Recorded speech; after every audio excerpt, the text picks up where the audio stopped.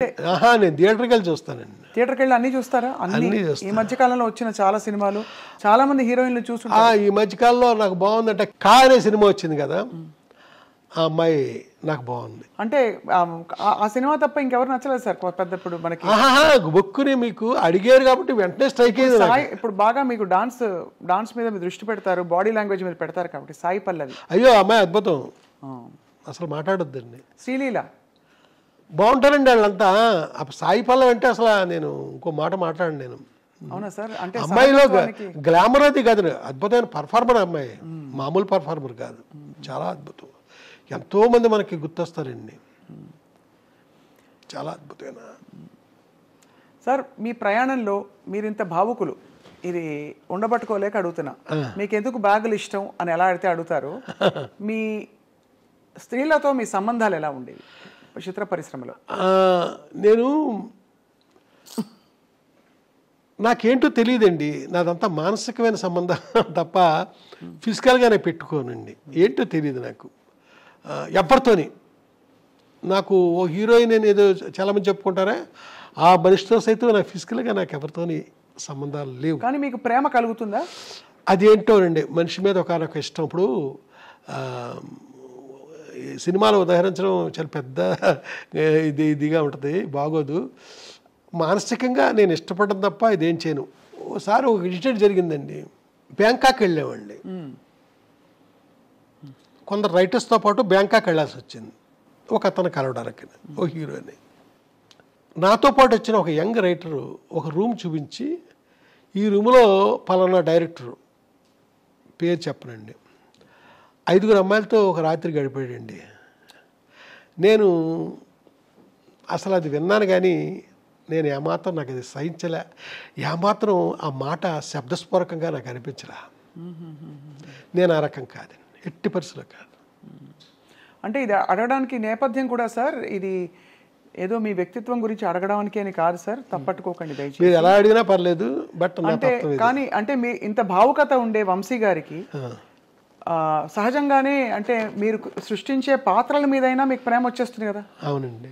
ఇప్పుడు సితార కావచ్చు, తర్వాత మీరు చెప్పిన అన్ని సినిమాల అందరు హీరోయిన్లు అంత అందంగా ఉన్నారు, ఒక్కొక్క సినిమాలో ఒక్కో తీరులో. సో అప్పుడు వేవ్ లెంగ్త్ అంటే కనెక్షన్ ఎవరితో కలిగి ఉంటుంది మీకు అని. అప్పట్లో మీరు అన్నట్టుగా ఒక హీరోయిన్తో ఎక్కువ మీ పేరుని జోడించారు, కానీ ఇంకా నేను ఇంకెవరితోనే నాకు అలాంటి లేదు. ఇప్పుడు వాణి విశ్వనాథ్ ఉంది, 2 సినిమాలు చేశాను నేను, అంతే, అంతవరకే. శోభన నాకు చాలా అద్భుతమైన వ్యక్తిత్వం, ఇది కలిగిన మనిషి, అంతే, అంతవరకే. ఇలాగ ఏ హీరోయిన్ తీసుకోండి అంతవరకే, అంత మించి. మానసికంగా కూడా ఇంకా నేను ఇంకొక మనిషి జోలికి నేను వెళ్ళలేదండి, ఎళ్ళబుద్ధిలే. ఇక్కడ ఒక మనిషిని మర్చిపోతే ఎడుదేమో, అప్పటికి ఎప్పటికీ మర్చిపోకుండా ఉండడం, అలాగే మనసులో ఉండిపోయారు అంతే, అంతవరకే. మళ్ళా ఇంకొక అడుగు ముందుకి కూడా వేయనండి నేను. సార్ ఇలాంటి ప్రేమ వంశీ గారికి కలిగినా ఎవరికి కలిగినా, నాకైనా ఆయనకైనా మనిషి లేకపోవడం బాధ ఉంటుంది కదా సార్. ఆ బాధను ఎలా సమాధానపరుచుకుంటారు? ఏమని చెప్పుకుంటారు మీకు మీరు? ఈ మనిషి నాకు ఇష్టం, ఈ మనిషి నాతో లేరు. ఏమండి ఇది ఒకటి చెప్తానండి, నిన్న ఒక ఫోటో చూశానండి. ఆ ఫోటో ఎవరిదంటే జమున గారిది. నేను డైలీ శుభోదయాలు పెడుతుంటారండి. అవును, ఫేస్బుక్లో కాదు, మామూలుగా పంపించేవాడిని మీలాంటి ఫ్రెండ్స్కి, మీకు కూడా పంపిస్తాను. అలాగే కొంతమందికే పంపించేటప్పుడు ఇప్పుడు మా వర్మ, చిరంజీవి వర్మ అని అతను, అంటే ఇప్పుడు నా తాలూకు యూట్యూబ్ ఛానల్ అంతా చూసేది అతనే. అతను ఫేస్బుక్లో కూడా పెట్టేస్తున్నాడు ఈ శుభోదయాలు. అయితే నిన్న జమున గారు లేకపోయినా ఆ మోగ మనసులో గౌరీ నా గుండెల్లోనే ఉంది అనేదో రాశానండి అన్న. ఆ శుభోదయం అనగా రేపటిలో వస్తుంది. సార్ ఫేస్బుక్లో మీరు పెడుతున్న, అంటే మీరు పంపిస్తున్న శుభోదయాలు ఫేస్బుక్లోకి వస్తున్నాయి.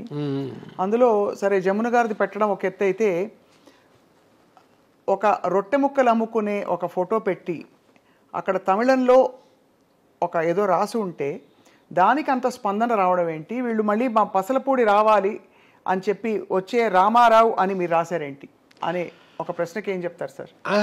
ఏమైందంటేనండి, చాలామంది వేరే విధంగా రియాక్ట్ అయ్యారండి. మీ పసలపూడిలో ఆ రామారావు అనేవాడు బిస్కెట్లు అమ్ముతాడని రాశావు, చూస్తే అది తమిళ అక్షరాలు రాసిన తమిళనాడు ఫోటో, అది ఏంటిది అని ఇలాగా అడిగారండి. నేను చెప్పేది ఏంటంటే, నా చైల్డ్హుడ్లో నేను నిక్కర్లు వేసుకుని తిరిగే రోజుల్లో రామచంద్రపురం నుంచి, మాకు పక్కనే ఉన్న 2 కిలోమీటర్స్ దూరంలో రామచంద్రపురం నుంచి